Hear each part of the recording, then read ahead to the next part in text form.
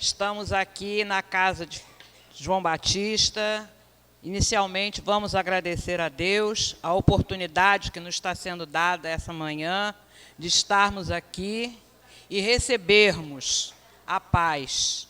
Todos nós já ouvimos falar sobre Jesus e quando ele nos disse: eu vos dou a minha paz. Então, que hoje todos nós estejamos aqui concentrados e pensando nessa possibilidade de nos abrirmos para receber esta paz de Jesus, levarmos conosco e podermos também refleti-la através daqueles que irão aí conviver conosco. Aqui, aos sábados, nós temos um estudo que é Evangelho segundo o Espiritismo, intercalado com o Livro dos Espíritos. Hoje, nós temos o Evangelho segundo o Espiritismo.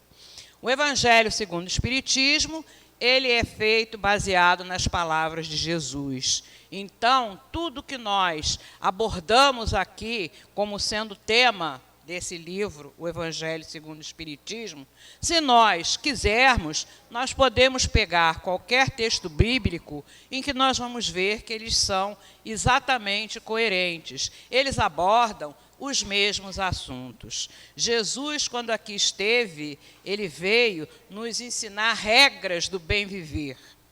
Esta foi a posição principal da vinda deles até nós. Então, tudo aquilo em que nós entendemos como palavras de Jesus, nós sabemos que são em nosso benefício. É naquela forma melhor que a gente vai poder observar o que a gente tem, como realizar nesse nosso momento reencarnatório. Nós aqui temos hoje, como sendo a lição, o capítulo de número 14, cujo nome é Honrai Pai e Mãe. Esse honrai vosso pai e vossa mãe, ele está sendo abordado aqui, mas ele já é um item anteriormente falado para nós aqui encarnados. Quando Moisés recebeu lá as instruções divinas, um dos mandamentos era esse: honrai pai e mãe. E aí Jesus, quando veio, ele reforçou esse honrai o nosso pai, a nossa mãe. Mas haveria essa necessidade desse reforço? Honrai nosso pai e nossa mãe? Os mandamentos máximos de Jesus foram amar a Deus sobre todas as coisas e o próximo como a ti mesmo. Então, se eu já recebi este informe de que eu tenho que amar o meu próximo como a mim mesmo, então não haveria necessidade, da gente novamente falar: honrai o vosso pai e a vossa mãe. Já está ali implícito nessa frase. É o meu próximo. Mas todos nós sabemos que somos espíritos imperfeitos. E dentro dessas imperfeições, muitas vezes, nós cometemos muitas falhas. Falhas que às vezes a gente se arrepende ou não se arrepende, aí dependendo do modo de que cada um estabelece para a sua caminhada. Mas vamos à leitura do que há aqui dentro desse texto para que a gente possa fazer a nossa abordagem. Deus disse: honrai o vosso pai e a vossa mãe, a fim de viverdes longo tempo na terra, que o Senhor vosso Deus vos dará. Porque promete ele como recompensa a vida na terra e não a vida celeste? A explicação se encontra nestas palavras: que Deus vos dará, as quais, suprimidas da moderna fórmula do Decálogo, lhe alteram o sentido. Para compreendermos aqueles dizeres, temos que nos reportar a situação e as ideias dos hebreus naquela época. Eles ainda nada sabiam da vida futura. Não lhes tinham ainda a visão além da vida corpórea. Tinham, pois, de ser impressionados mais pelos que viam do que pelo que não viam. Falar-lhes Deus, então, numa linguagem que lhes estava mais ao alcance e como se dirigisse às crianças, pôr-lhes em perspectiva o que os pôde satisfazer. Achavam-se eles ainda no deserto. A terra que Deus lhe dará é a chamada terra da promissão, objetivo das suas aspirações. Nada mais desejavam do que isso.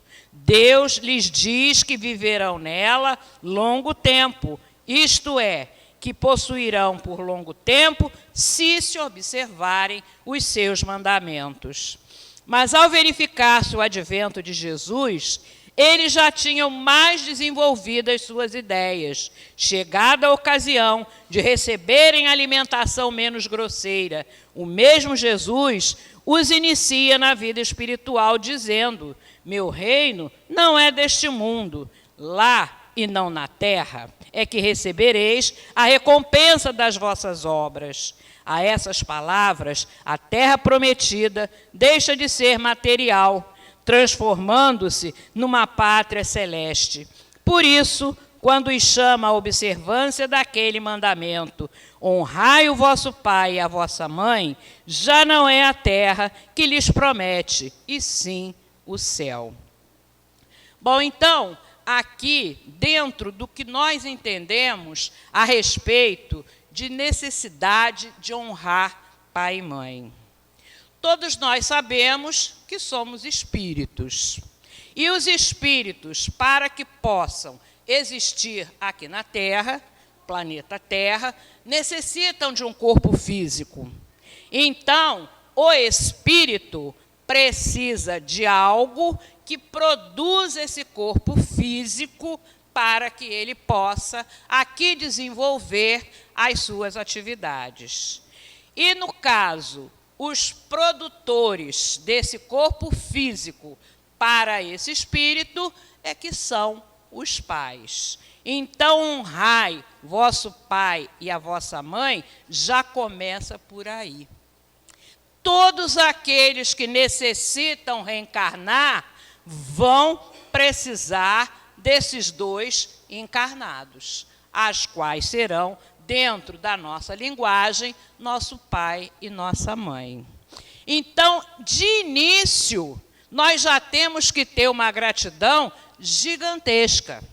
Gigantesca porque, se não fossem eles, nós não teríamos o corpo físico e, logicamente, não poderíamos estar encarnados. Então, aí, primeira gratidão. Para por aí, vamos ver. O recém-nascido, assim que ele nasce, se ele for colocado no mundo, ele tem condição aí de se desenvolver? Não. Ele precisa de cuidados também de encarnados. E aí, quando a gente fala família, uma ideia genial de Deus, é justamente por isso. Esses que foram os autores da produção daquele corpo físico também serão aqueles que irão permitir esse crescimento desse corpo físico. Então, segunda gratidão. Terceiro, isso é muito rápido? É no estalar de dedos? Não. Isso aí leva algum tempo. Esse levar algum tempo também está inserido observações de comportamentos dentro da sociedade em que a gente está chegando como espírito encarnado. Então, essas orientações também nós recebemos a partir desse grupo familiar. Esse honrai pai e mãe, ele não se aplica apenas aos formadores do corpo físico. Porque o espírito encarnado, como eu citei aqui, tem diversas fases. E essas diversas fases precisam de orientação. E nem sempre a orientação foi dada por aqueles formadores do corpo físico. E vieram outras pessoas que se responsabilizaram pelo crescimento daquele recém-nascido, a infância, a orientação. Com que título? Pai, tio, não importa. Foram aqueles que orientaram aquele espírito encarnado a se tornar uma pessoa de bem. Então, nós também temos incluídos aí, dentro desse honrai vosso pai e vossa mãe, da mesma forma. Existe, quando a gente fala em ciência, né, os pais biológicos e aqueles pais orientadores. E dentro aqui dos ensinos, nós recebemos os dois sim.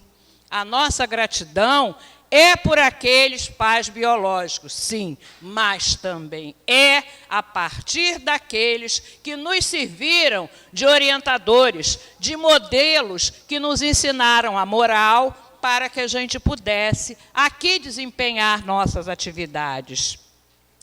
Essa situação que a gente está colocando como extra, né? Honrar nosso pai e nossa mãe, dentro da visão aí de mundo, não só o nosso evoluído, por Deus, todos temos o dever de amar, indistintamente, sendo pai, mãe, irmão, não importa o título. E esse amor, por ser extremamente difícil para nós, que ainda somos considerados espíritos imperfeitos por quê? Dentro da doutrina, é colocado assim de uma forma muito resumida, 3 tipos de espíritos. Os espíritos puros, espíritos bons e espíritos imperfeitos. Nós ainda estamos ocupando esse canto que é o grupo dos espíritos imperfeitos. Os espíritos imperfeitos são aqueles que ainda têm que aprender indistintamente a amar, dar afeto, respeito, carinho, atenção a todos igualmente. Mas nós, por sermos imperfeitos, ainda estamos nesse patamar em que essas lições ainda não estão totalmente concluídas. Mas, retornando aí ao que nós estávamos falando sobre honrar o nosso pai e a nossa mãe. Planejamento familiar. Por que esse planejamento reencarnatório familiar, ele é importante? Como eu falei há pouco, a lição número 1 é amor. Eu tenho que amar a todos. Eu tenho que amar aquele meu irmão que está em Tóquio, que está lá no Alasca, que está lá na Patagônia. Mas como com essa distância física tão grande? E aí eu retorno ao que eu falei há pouco. Família, ideia genial de Deus. Então, ele aproxima o máximo aqueles espíritos que entre si necessitam aí partilhar essas informações, a existência, o progresso. E essa aproximação é a família. E aí nós vemos qual a maior aproximação que a gente pode ter entre espíritos que necessitam aprender, que necessitam evoluir? Pai e mãe. Então, o maior elo que nós temos é justamente esse, a família, porque, pela regra, é aonde nós deveríamos exercer a nossa maior taxa de amor.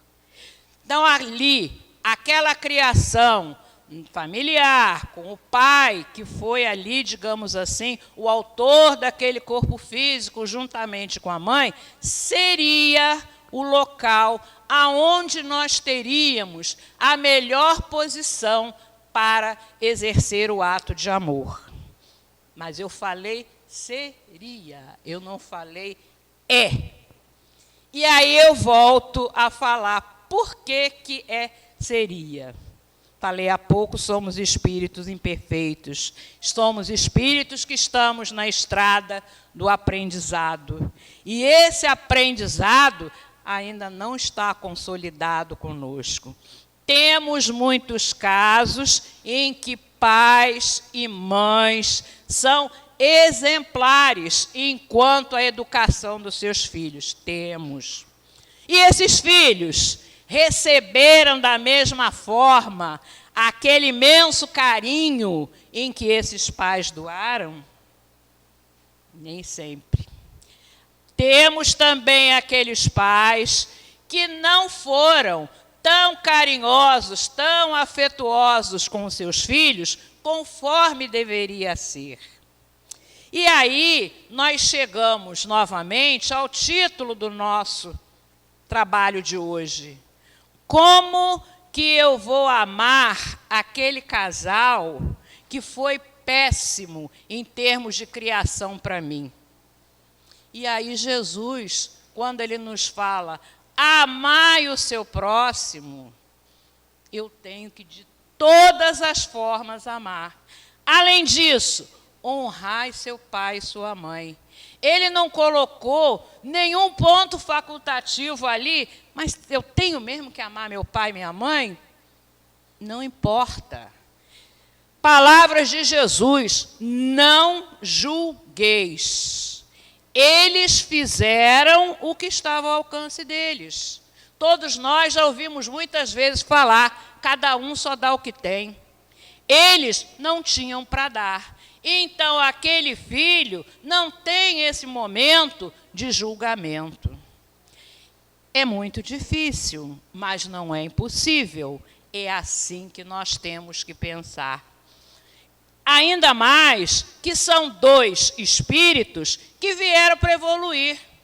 Eles estão aqui no mesmo patamar que cada um de nós. Agora, dentro desse patamar, existem aqueles que têm um pouquinho mais de visão evolutiva do que outros. Então, quando nós já temos essa outra visão, um pouquinho diferenciada, sempre nos lembrando daquilo que Jesus nos ensinou, não julgueis, então nós temos que fazer o máximo por cada um deles que esteja ao nosso alcance. Dentro desse planejamento familiar, nós sabemos que não existe família errada, não existe erro. O planejamento reencarnatório, ele é um processo extremamente estudado. E nós sempre temos muitas situações que dizem, não, eu não era para ter vindo nessa família, era para ter vindo na outra. Não, é nesta mesmo que nós estamos, que nós necessitamos para o nosso desenvolvimento e, através do nosso, esse desenvolvimento se espelhar para os que estão nos acompanhando.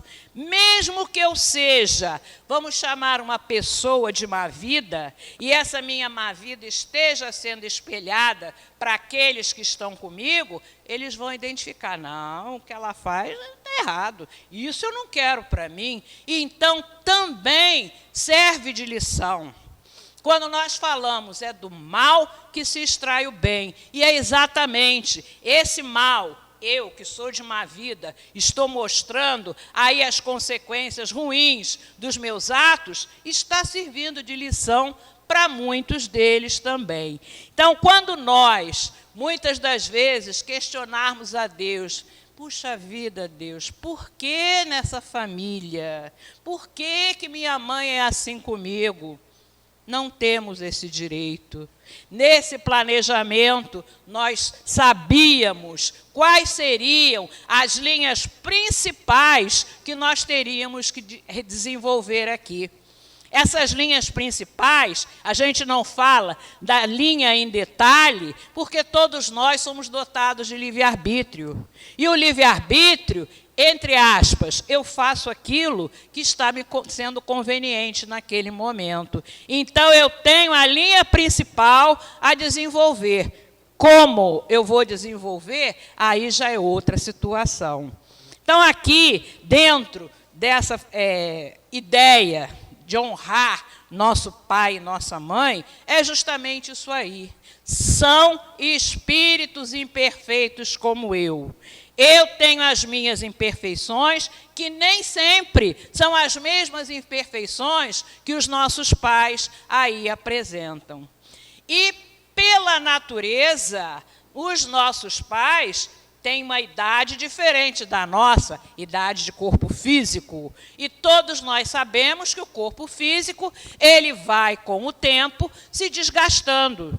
Então, os nossos pais, pelo envelhecimento, necessitam de cuidados. A saúde já não é mais a mesma. Então, é mais um fator que nós temos que observar, é como que os nossos pais, em termos de saúde, eles estão aí progredindo através dessa estrada encarnatória. Precisa dos meus cuidados? Ok. Eu tenho que dar. Ah, mas dá muito trabalho. Nossa, mas como dá trabalho? E aí a gente lembra. E eu, quando nasci, que de hora em hora eu acordava, de dia e de noite, minha mãe me amamentava. Minha mãe não dormia. E aí, não foi trabalho também? Então, se nós analisarmos cada vírgulazinha que nós passamos, que nós recebemos dos nossos pais, então o que a gente está fazendo agora não é nem metade daquilo que nós recebemos. Então, mais uma vez, refrisando isso aqui, para ficar constante na nossa mente: honrai o vosso pai e a vossa mãe, independente das ações certas ou não que eles fizeram conosco. Eles eram alcoólatras, me espancavam, ok, cada um dá o que tem. Chico Xavier nos fala: todo dia a gente recebe uma página em branco para escrever a nossa história. Então, hoje, eu recebo a minha página em branco e vou escrever. Aí eu lembro, mas quando eu fui criança, eu fui muito espancada. Cadê aquela página branca? Já se foi. Nem sei mais aonde está. O que me interessa? A página de hoje. Hoje a página é essa, e é essa que eu tenho que escrever. Meus pais precisam de mim. Então, eu não vou ficar atrelado àquilo que foi feito de errado comigo. Eles são o meu próximo. Eu tenho obrigação de amá-los. Então, na minha página de hoje, eu tenho que escrever minha boa ação. A minha boa ação é amar. Amar a quem? Indistintamente. Mas eles são aqueles que eu estou observando que precisam do meu carinho, do meu trabalho, da minha atenção. Independente de ser pai e mãe. Muitas vezes a gente escuta histórias que não quero, não quero, não quero. Bom, e aí, recriminar? Nunca. Quando nós buscamos aqui observar sobre caridade, a caridade, através aqui do Evangelho, nos fala que pode ser feita de 3 formas: por pensamentos, por palavras e por ações. Por ação é o mais fácil. Por ação eu dou uma cesta básica, eu dou uma moeda, levo para passear, para se distrair. Não por ação. Por palavras, aí já é uma caridade, vamos dizer, mais dispendiosa, porque vou gastar o meu tempo para ouvir alguém, para conversar com alguém. E tem a terceira, que é por pensamentos. Como que eu vou ser caridoso por pensamentos? Através de orações. Então, mesmo que eu tenha que assistir a alguém em que eu não tenha acesso, ou eu tenha barreiras, porque a pessoa que eu teria que buscar a prática aí desse auxílio não vai aceitar, façamos por pensamentos, por orações. Essas orações, quando são sentidas, quando vêm daquele sentimento do fundo do coração, com toda certeza, elas também têm toda, mas toda a aceitação do plano divino para que possa ser socorrido aquele o qual nós estamos envolvendo no nosso pensamento. E quantas provas a gente tem a esse respeito. Quando nós falamos ali da caixinha, aquela caixinha ali é caridade, caridade por pensamento. Muitas das pessoas que estão ali não sabem do nosso sentimento que foi lembrar da pessoa e pedir algo bom para ela. Então, é a partir daí em que nós entendemos que até com esses nossos pais de difícil comunicação, mas nós temos ainda esse elo, o elo da gratidão, o elo que foi aquele primeiro que eu falei, eu estou aqui porque aqueles 2 corpos encarnados me geraram. Então, essa minha gratidão apaga tudo o que foi feito que eu julgo certo ou errado. E é assim que nós temos que entender aqui esse item 4, em que ele nos fala sobre a dádiva que receberemos lá no reino dos céus. Se eu honrei pai e mãe, eu cumpri o mandamento de Deus, que era amar o vosso próximo. Se eu amei, então foi lição bem cumprida. Um ótimo dia para vocês, que todos vocês aqui da casa possam ir para os seus lares, recebendo essa energia maravilhosa, que aqui a gente nem tem como definir, mas que sempre, como disse o nosso presidente, vocês são bem-vindos, não só a primeira vez, todas as vezes em que vierem, sempre serão muito bem acolhidos por toda essa espiritualidade da casa. Bom dia.